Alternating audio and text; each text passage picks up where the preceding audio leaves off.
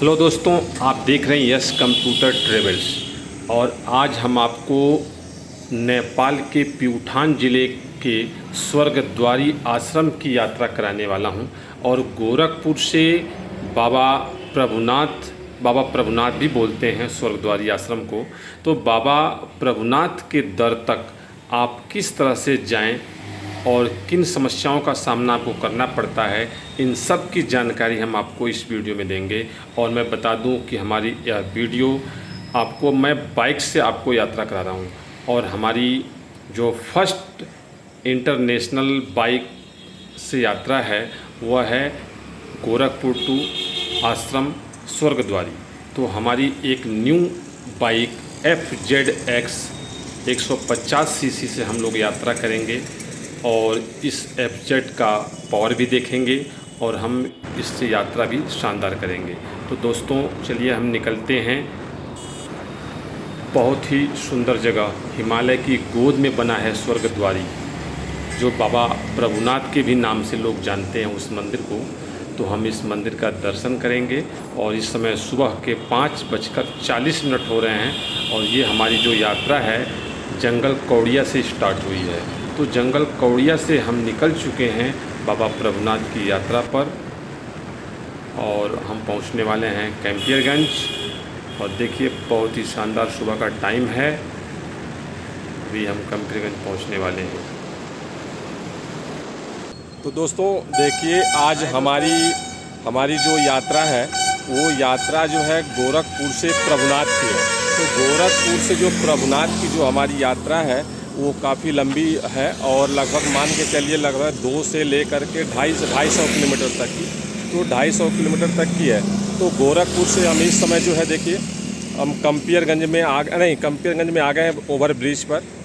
तो इस समय हम ओवर ब्रिज कंपियरगंज में हैं और कंपियरगंज से हमारे साथ जो है जुड़ गए हैं भाई अनीश जी। तो अनीश जी हमारे साथ भी बने रहेंगे पूरी वीडियो में। और हम दोनों लोगों की यात्रा जो है गोरखपुर नेपाल जो है प्रभुनाथ, और उसके साथ साथ एक नई जो है आपको हम बता दें कि आज हम लोग गोरखपुर प्रभुनाथ जो है बाइक से यात्रा कर रहे हैं। और वो कौन सी बाइक है, आप बार बार कमेंट आ रहा था कि आप कौन सी बाइक लेके जाते हैं। तो आज देखिए हमारी वो बाइक जो आपके सामने है, और बाइक मैं दिखाता हूँ। बाइक जो हमारी FZX, हमारी जो बाइक है वो FZX है। तो ये गाड़ी हमारी देखिए यहाँ पर है और ये न्यू गाड़ी अभी है FZX।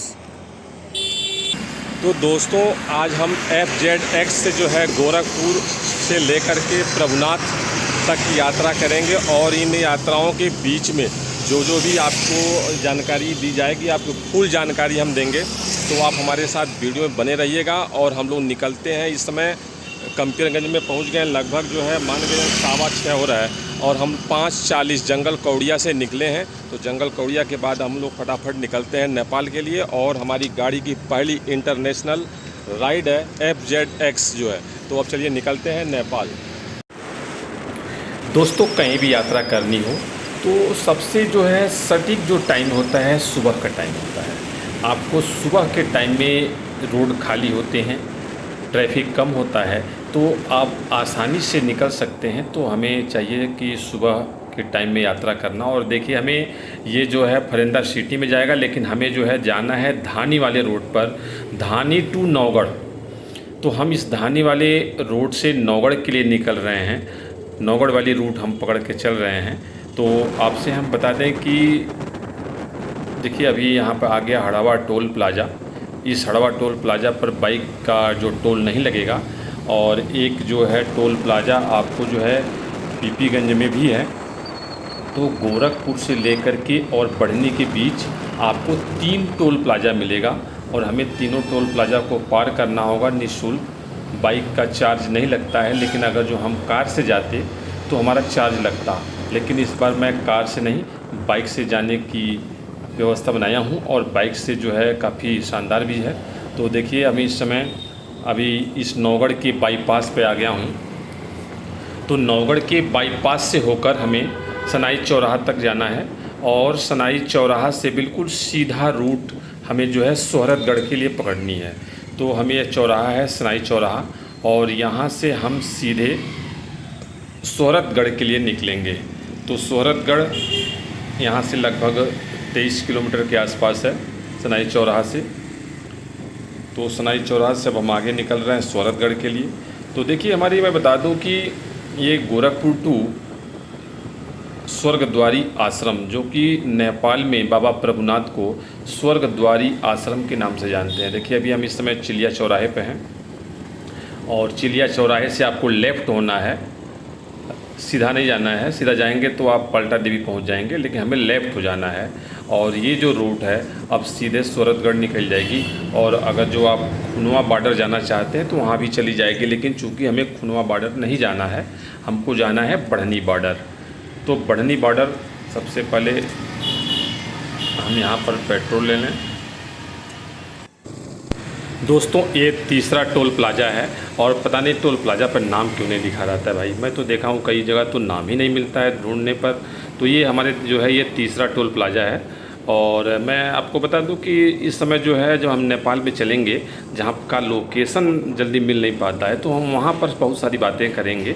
लेकिन अभी इस समय जो है हम इंडिया में थोड़े थोड़े जगहों पर जो है चौराहे आ जा रहे हैं, तो अभी हम उसके बारे में बात कर लेते हैं। तो ये है देवनुआ चौराहा और इससे हम जो है राइट होकर के सीधे बढ़नी के लिए निकल रहे हैं। तो बढ़नी यहाँ से अब बस कुछ दूरी पर रह गया है। तो बढ़नी से आपको जितना जल्दी से जल्दी यहाँ से निकल लें। और मैं आपको अभी आगे चल के बता रहा हूँ कि कितने टाइम से आपको लगेगा यहाँ से वहाँ तक पहुँचने में और कितने टाइम पर निकलना चाहिए। तो पहले हम इधर के छोटे छोटे चौराहों को पार करते हुए निकलें। तो देखिए ये है बढ़नी चौराहा। बढ़नी चौराहे से हमें सीधा, बिल्कुल सीधा निकलना है। हमें ना लेफ़्ट होना है ना राइट होना है। बढ़नी चौराहे से बिल्कुल सीधा निकलें और सीधे रेलवे क्रॉसिंग होने के बाद आप सीधे बढ़नी बॉर्डर पहुंच जाएंगे। तो दोस्तों देखिए हम इस समय जो है नेपाल में आ गए हैं और नेपाल में हम जो है बढ़नी बॉर्डर से आए हैं। और बढ़नी बॉर्डर के बाद जो है नेपाल का जो भंसार कार्यालय है वो है किसड़ा नगर भंसार कार्यालय। तो आप देखिए कि मैं इस समय जो है हमारे हाथ में ये कागज़ है और मैं भंसार जो है इसको बनवा चुका हूँ। और ये भंसार हमारा जो है लगभग 2 दिन का है और ये 2 दिन का हमारी यात्रा जो है गोरखपुर टू प्रभुनाथ। तो मैं आपको बता दूं गोरखपुर से लेके प्रभुनाथ की जो दूरी है वो लगभग 250 किलोमीटर की दूरी है। और 250 किलोमीटर में अभी हम जो है इस समय 128 किलोमीटर के करीब आ चुके हैं। तो 128 किलोमीटर के बाद ये किसड़ा नगर का क्षेत्र है। और ये देखिए किसड़ा नगर काफ़ी एरिया बड़ा है और चूँकि धूप भी काफ़ी तेज़ है तो इसके बावजूद भी हम अपनी गाड़ी से, देखिए हमारी गाड़ी एकदम बिल्कुल तैयार है और बहुत ही फर्राटे से हम लोग आए हैं। तो दोस्तों मैं आपको ये बता रहा हूँ कि ये जो देखिए हमारी भंसार जो है ये भंसार ये 2 दिन का मैंने बनवाया है। और ये यहाँ पर इंडियन रुपीज़ जो है, इंडियन रुपीज़ आपका जो है 300 रुपये लगे हैं 2 दिन का। और नेपाली जो है आपका 450 रुपये है। तो यहाँ पर आएंगे और तुरंत जो है आपका 450 रुपये नेपाली में और 300 रुपये इंडियन में। तो हमारी जो है ये भंसार कंप्लीट हो चुका है। अब इसके बाद अब हम निकलते हैं प्रभुनाथ। दोस्तों वैसे तो भंसार का जो है 400 रुपये है, लेकिन चूँकि वहाँ दलाल रहते हैं वो बनवाते हैं तो वो 50 रुपये आपसे एक्स्ट्रा ले लेते हैं। तो 450 रुपये उन्होंने ले लिया। तो हमें जो है, और कार का मैं बता दूं, कार की जो है जैसे दलाल होते हैं ना, वो कभी कोई मान लिया किसी से 50 ले लिए, किसी से 100 ले लिए, तो उसी के अनुसार आपको एडजस्ट करना होता है। और उसके अनुसार आप एक मिनिमम आपका है 350 रुपये, लेकिन 400 भी हो सकता है। तो दोस्तों अभी हम इस समय चंद्रौटा से आगे निकल रहे हैं। दोस्तों देखिए हम इस समय जो है नेपाल के शिवपुर में पहुँचे हैं। तो शिवपुर हम आपको दिखा रहे हैं। देखिए ये शिवपुर का रोड है और चूँकि जंगल एरिया है तो हम यहाँ पर काफ़ी देर तक नहीं रुकेंगे। लेकिन अभी तक हम जो है गोरखपुर से और शिवपुर तक की दूरी जो है लगभग 152 किलोमीटर हमने तय किया है। और सुबह जो है 6:15 से चले थे। तो 152 किलोमीटर की दूरी तय करने के बाद हम अभी शिवपुर पहुँचे हैं। और शिवपुर आने के बाद अब यहाँ से हमारी जो चढ़ाई है वो पहाड़ों की चढ़ाई स्टार्ट हो रही है। तो आगे बिल्कुल ये शिवपुर और चंद्रौटा तो शिवपुर और चंद्रौटा के क्षेत्र में अब पहाड़ अब यहाँ से स्टार्ट हो रहे हैं। तो यहाँ से प्रभुनाथ के लिए जो भारी चढ़ाई है अब वो ये स्टार्ट होती है। तो चलिए हम आपको चलते हैं और मिलते हैं अपने FZX पर। दोस्तों मैं बता दूं कि हमारे कई वीडियो में ऐसे हैं जो कमेंट लोग करते हैं कि आप एक्यूरेट टाइम बताइए, कितना टाइम लगेगा पहुंचने में। तो अरे भाई मैं कैसे बता सकता हूं, बताइए। मैं तो क्रिएटर हूं, मैं वीडियो जो है बनाते चलता हूं, रुकते चलता हूं, कहीं आधा घंटा 1 घंटा, तो हम एक एग्जैक्टली टाइम कैसे आपको बता सकता हूँ। लेकिन हाँ ये ज़रूर है कि एक मिनिमम टाइम जो है मैं इसमें आपको बता दूँ कि गोरखपुर से लेकर के और स्वर्गद्वारी आश्रम तक कम से कम आपको 6 से 7 घंटे लगेंगे। अगर जो आप बीच में रिलैक्स थोड़ा मूड में आते हैं 10 मिनट 20 मिनट आधे घंटे, तो आपको 8 घंटे से 8.5 घंटे तक आपको लगेंगे। तो दोस्तों ये कोई एग्जैक्ट टाइम नहीं है, आप अपने अनुसार उस टाइम को आप एडजस्ट कर सकते हैं। तो हर जगह की परिस्थितियां अलग होती हैं। ये पहाड़ी इलाका है, यहाँ पर आपका 70 और 75 की स्पीड से तो चलेगी नहीं, यहाँ पर 30 और 35 की स्पीड से आपकी बाइक चलेगी। संभल के चलना होता है, जंगल एरिया है, हो सकता है जानवर भी आ सकते हैं। दोस्तों देखिए ये है नेपाल, और नेपाल में देखिए ये नदी बह रही है, लेकिन नेपाल में ये अगस्त के महीने में इस नदी का ये हाल है। और बताते हैं काफ़ी बाढ़ चल रही है नेपाल में। लेकिन नेपाल में देखिए अब बाढ़ की क्या स्थिति है आप खुद देख लीजिए। तो नेपाल में तो पानी ही नहीं है, तो बाढ़ कहाँ से आ रही भाई, हमको तो समझ नहीं आ रही है। अनीश भाई बाढ़ कहाँ से आ रही है, नेपाल में तो पानी ही नहीं है। यहाँ देखिए दूर तक आपको बिल्कुल पत्थर ही दिखाई दे रहे हैं, काफ़ी दूर तक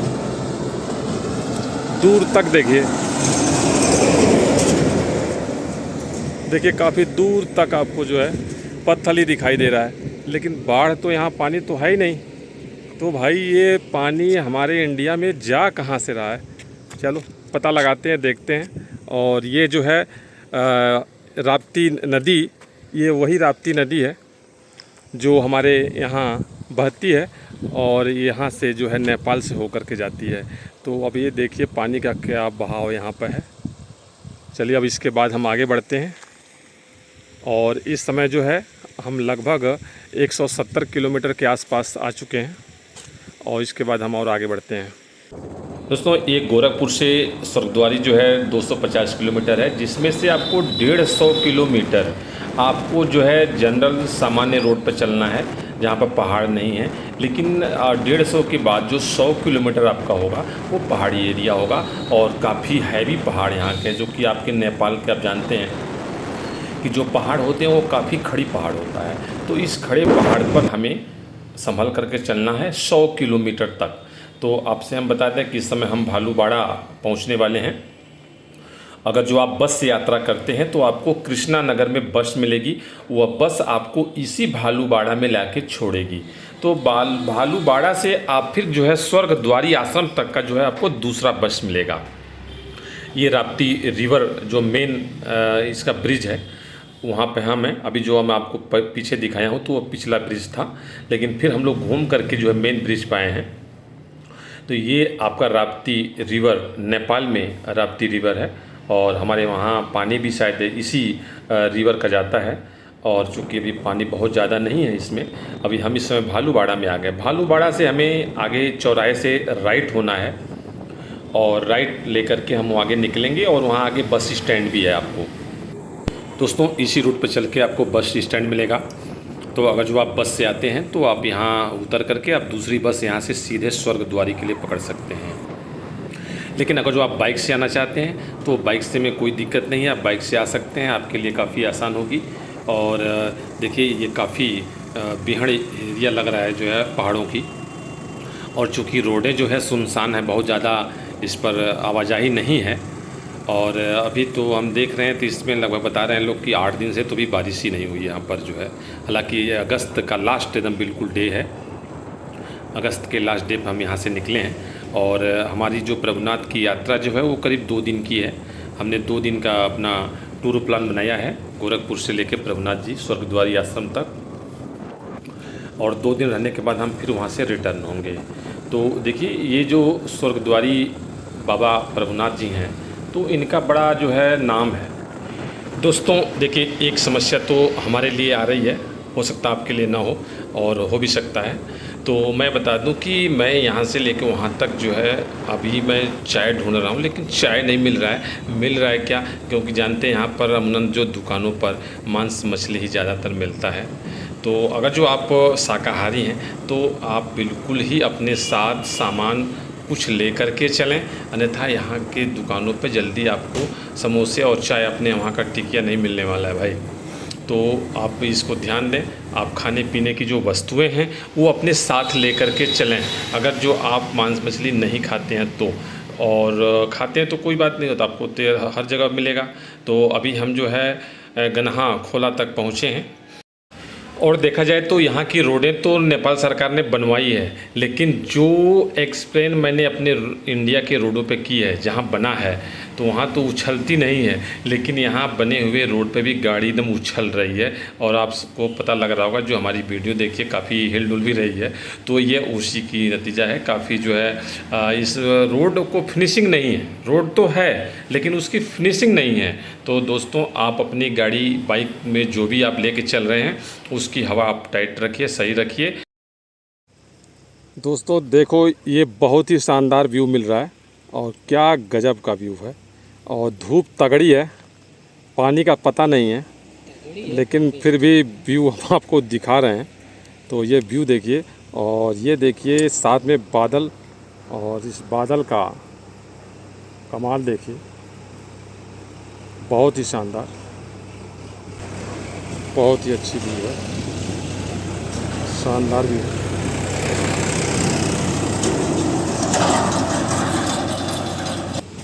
और देखिए अनीश भाई भी शूट करने में लगे हैं। और ये गाड़ी हमारी दमदार FZX का जवाब नहीं, अभी तक तो बहुत ही शानदार परफॉर्मेंस है इसका। तो अब इसकी माइलेज देखेंगे, बाद में बताएंगे, लेकिन अभी तक गाड़ी का परफॉर्मेंस बहुत ही शानदार है इस जंगलों में और इस चढ़ाई भरे रास्तों पर। तो चलिए अब आगे बढ़ते हैं और देखते हैं बाबा प्रभुनाथ का धाम। साथियों, मैं बता दूं कि ये जो बाबा प्रभुनाथ जी का आश्रम है, यहाँ पर बहुत ज़्यादा संख्या में भीड़ लगती है। और ख़ासकर जो है भारत से लोग, काफ़ी संख्या में लोग वहाँ जाते हैं। और वहाँ पर दिवाली के समय काफ़ी भीड़ होती है। और ये सावन की जो यात्रा होती है, तो इसमें कांवड़िए जो है काफ़ी संख्या में वहाँ पर लोग जाते हैं। और बताते हैं कि वहाँ व्यवस्था बहुत अच्छी है। तो हम भी चल रहे हैं, देखते हैं वहाँ की व्यवस्था कैसी है।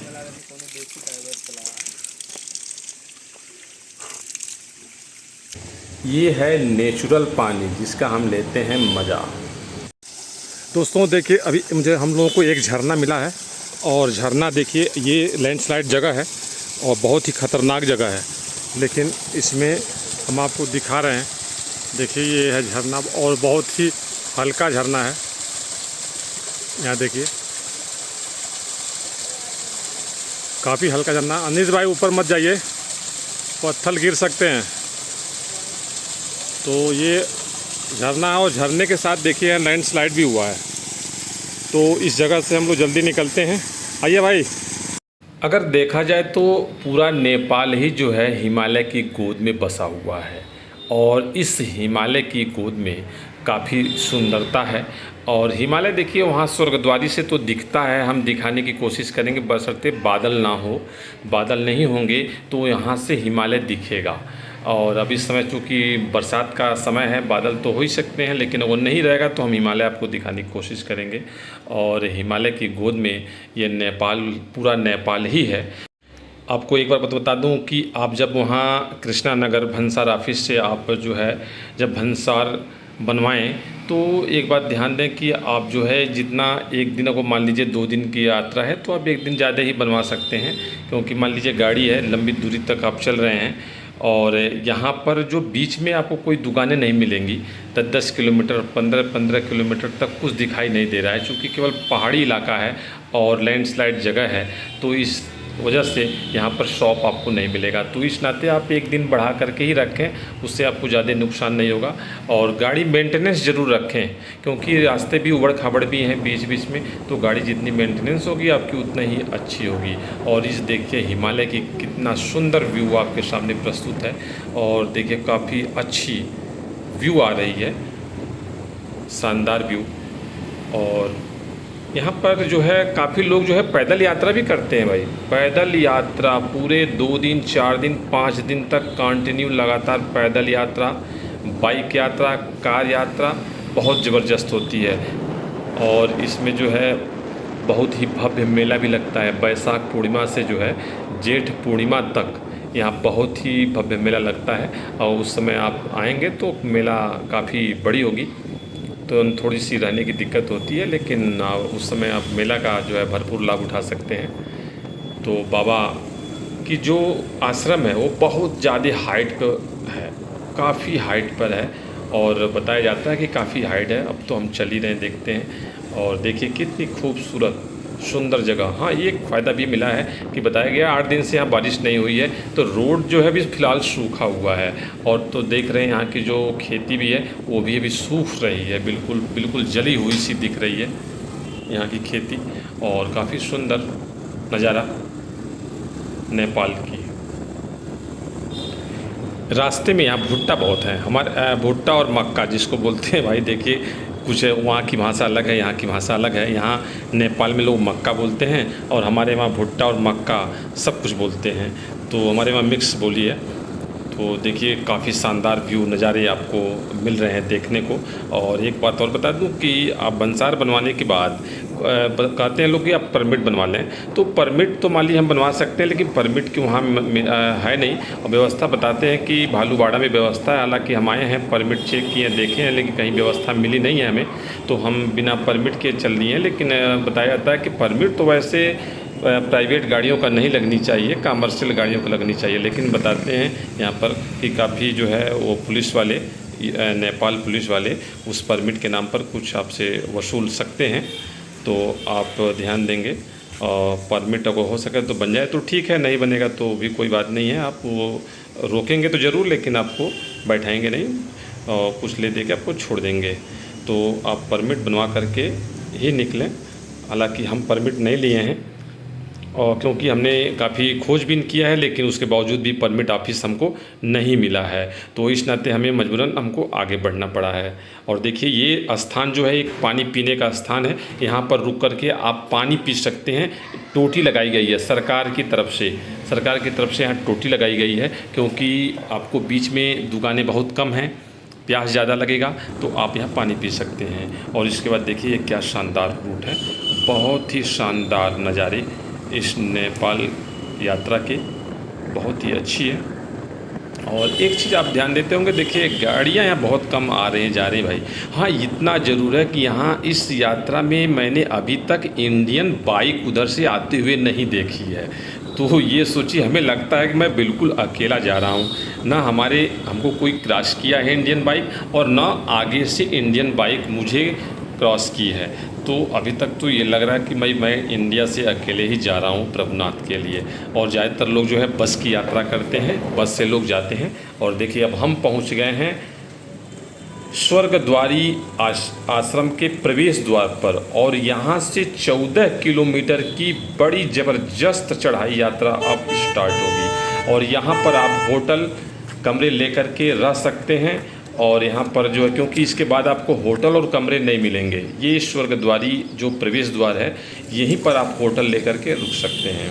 तो अगर जो होटल में रुकना है और सुबह में जाना है या शाम को जाना है, तो आप यहाँ रुक करके जा सकते हैं, क्योंकि यहाँ से अब आपको गाड़ी नहीं मिलेगी। टैक्सी वाले क्या करते हैं कि यहाँ से 160 रुपये पर व्यक्ति यहाँ से ऊपर तक छोड़ने के लिए लेते हैं। और चूँकि जो 14 किलोमीटर की चढ़ाई है वो बहुत ही ज़बरदस्त चढ़ाई है। और आइए अब उस चढ़ाई को हम भी चढ़ते हैं, और आप भी देखिए।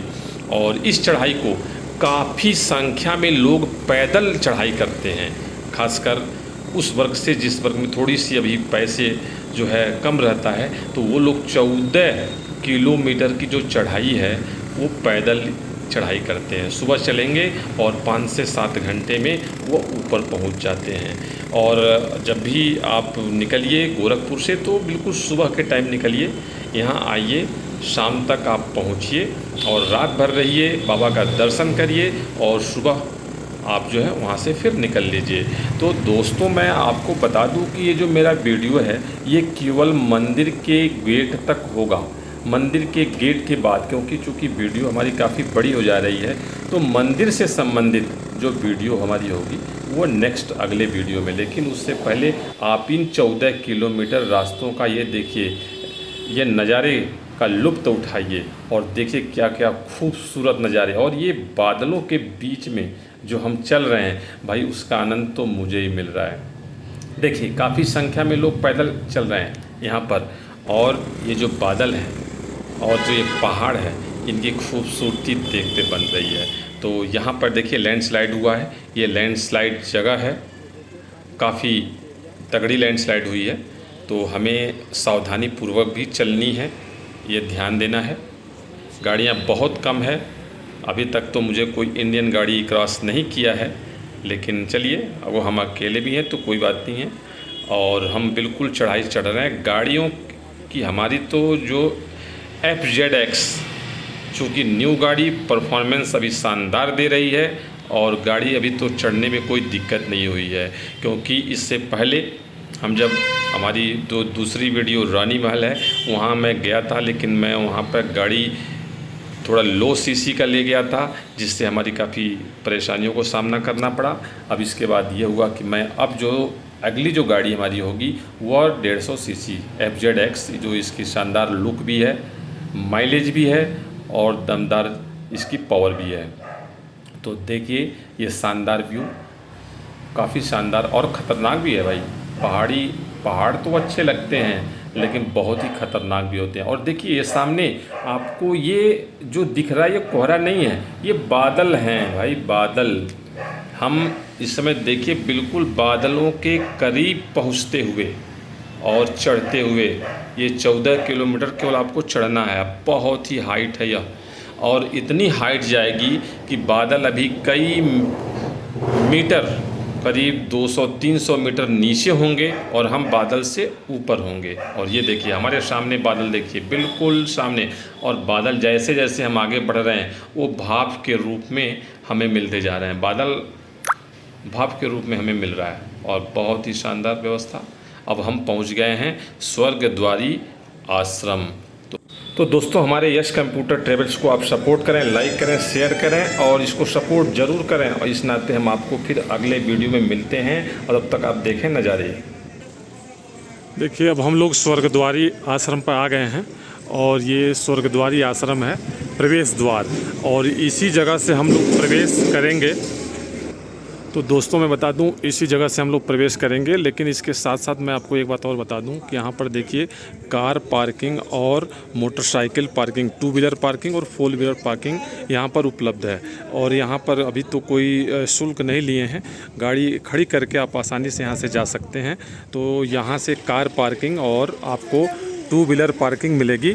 और इसके बाद हम चलते हैं अब स्वर्गद्वारी। दोस्तों देखिए, हम जो है गोरखपुर से और प्रभुनाथ का जो वीडियो बनाए हैं वो काफ़ी बड़ी हो रही है, तो हम अपनी वीडियो जो है यहीं पर समाप्त करते हैं। लेकिन आप कहीं मत जाइएगा, क्योंकि हम अगला वीडियो जो है इसके अगले पार्ट में, हम 2 पार्ट में वीडियो बना रहे हैं। एक जो है गोरखपुर से प्रभुनाथ मंदिर तक, और एक पूरे प्रभुनाथ मंदिर यानी स्वर्गद्वारी गेट से ले करके और प्रभुनाथ मंदिर तक की एक वीडियो हमारी होगी। तो 2 वीडियो हमारी बनेगी। तो ये पहली हमारी वीडियो, इसको समाप्त करते हैं और आपसे फिर मिलते हैं अगले वीडियो प्रभुनाथ जी के मंदिर पे।